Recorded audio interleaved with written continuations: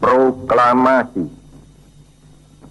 Kami, bangsa Indonesia, dengan ini menyatakan kemerdekaan Indonesia.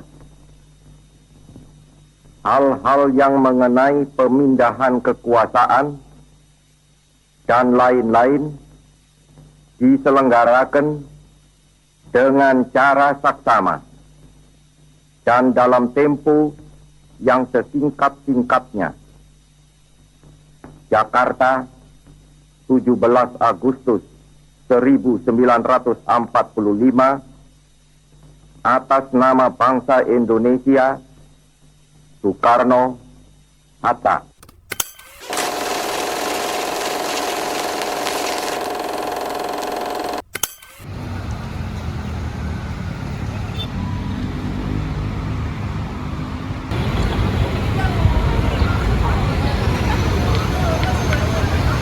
Sudah lebih dari 78 tahun Indonesia telah merdeka.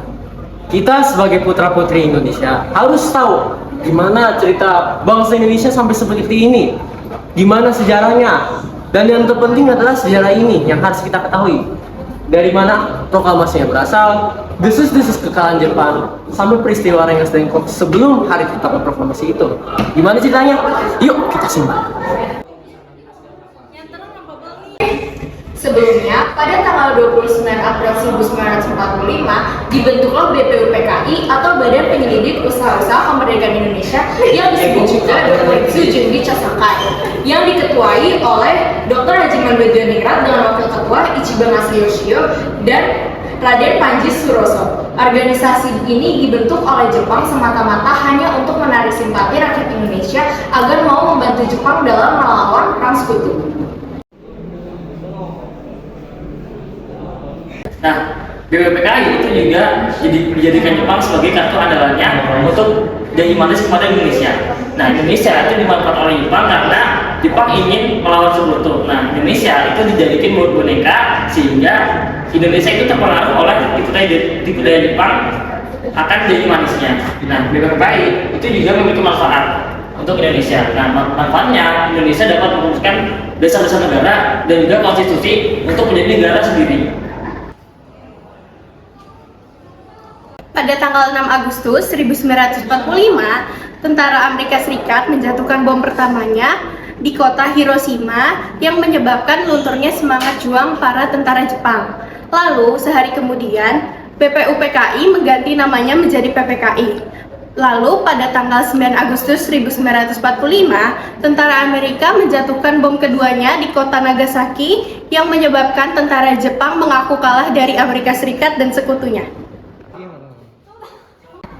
Soekarno-Hatta selaku pimpinan PPKI dan Rajiman Widjodiningrat selaku mantan ketua BPUPKI diterbangkan ke darat untuk bertemu Marsikal Terauchi. Sedangkan di Indonesia, Sultan Syahrir mendengar desas-desus dari radio bahwa Jepang ingin mengalah kepada sekutu.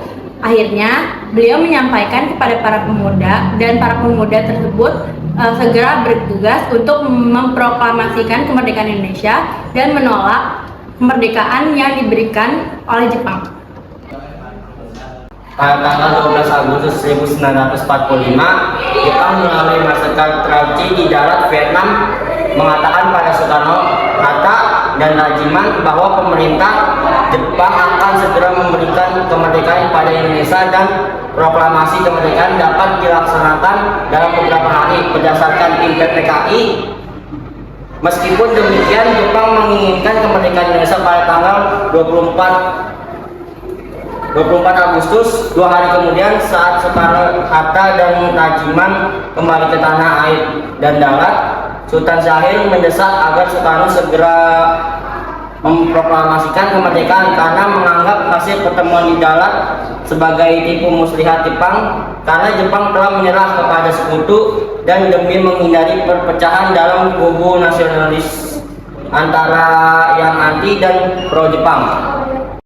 Soekarno dan golongan tua yang lainnya menyatakan bahwa kita harus menunggu janji dari Jepang terlebih dahulu. Namun Sultan Syahrir sebagai perwakilan golongan muda beserta golongan muda yang lainnya mendesak Soekarno untuk segera menyatakan kemerdekaan Indonesia dari momentum tersebut, di mana Sultan Syahrir yang telah menyadap radio BBC yang sudah dilihat sebelumnya mendengar bahwa Jepang menyerah tanpa syarat pada tanggal 14 sampai 15 Agustus 1945 akibat insiden 2 bom atom tersebut.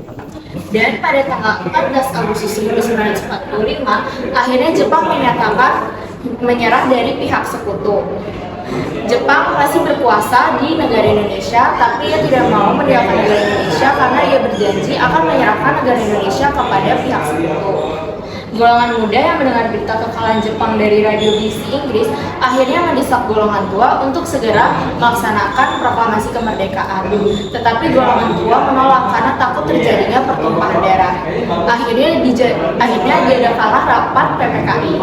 Tetapi golongan muda juga masih tidak menyetujui ide itu karena mereka menginginkan kemerdekaan Indonesia atas usaha bangsa kita sendiri, bukan atas pemberian dari pihak Jepang. Pada saat itu terjadi konflik antara golongan muda dan golongan tua. Golongan muda bersikeras untuk segera memproklamasikan kemerdekaan Indonesia, tetapi golongan tua juga sedang menunggu keputusan Jepang.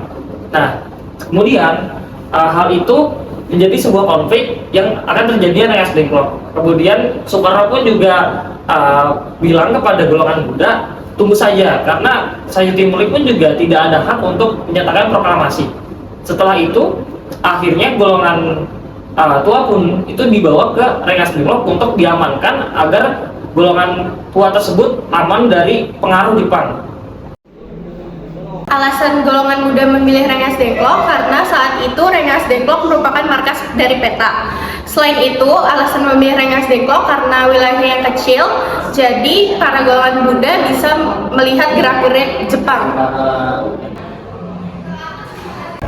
Sebelum teks proklamasi dibacakan, para tokoh perjuangan Indonesia menyusun isi dan kata-kata yang tepat untuk menyampaikan aspirasi kemerdekaan. Nah, penyusunan teks proklamasi ini dilakukan di ruang makan Rumah Laksamana Maeda yang ditulis oleh Soekarno dengan menggunakan pena dan kertas. Proklamasi kemudian disalin dan diketik oleh Sayuti Mulik dengan menggunakan mesin ketik yang dipinjam dari kantor perwakilan Angkatan Laut Jerman. Penyusun teks proklamasi terdiri dari Soekarno, Hatta, Ahmad Subarjo, dan disaksikan oleh Soekarni, B.M. Dia, Sudiro, dan Sayuti Mulik. Setelah teks proklamasi selesai disusun, para tokoh pejuang Indonesia harus memilih tempat yang cocok untuk membicarakan teks proklamasi kepada rakyat. Awal tempat dipilih adalah lapangan Kada atau yang disebut lapangan Monas, sebuah lapangan terbuka di pusat kota yang dapat menampung banyak orang. Namun karena alasan keamanan dan waktu yang mendesak, tempat pembacaan teks proklamasi kemudian dipindah ke kediaman Soekarno di Jalan Pegangsaan Timur 522. Pembacaan teks proklamasi terjadi di Jalan Pegangsaan Timur 56 dan hanya dihadiri sebagian rakyat kecil Indonesia. Untuk menyebarkan kabar kemerdekaan, teks proklamasi harus disiarkan di radio ke seluruh penjuru negeri. Namun hal ini tidak mudah karena stasiun radio dipegang oleh pihak Jepang. Untuk mengatasi masalah ini, para pemuda berinisiatif untuk merebut stasiun radio yang berada di Jalan Merdeka Selatan. Sekarang gedung itu beralih fungsi menjadi kantor Kementerian Pendidikan dan Kebudayaan. Pemuda yang terlibat dalam aksi ini antara lain ada Soekarni, Khairul Saleh, Wikana, dan Khairul Anwar.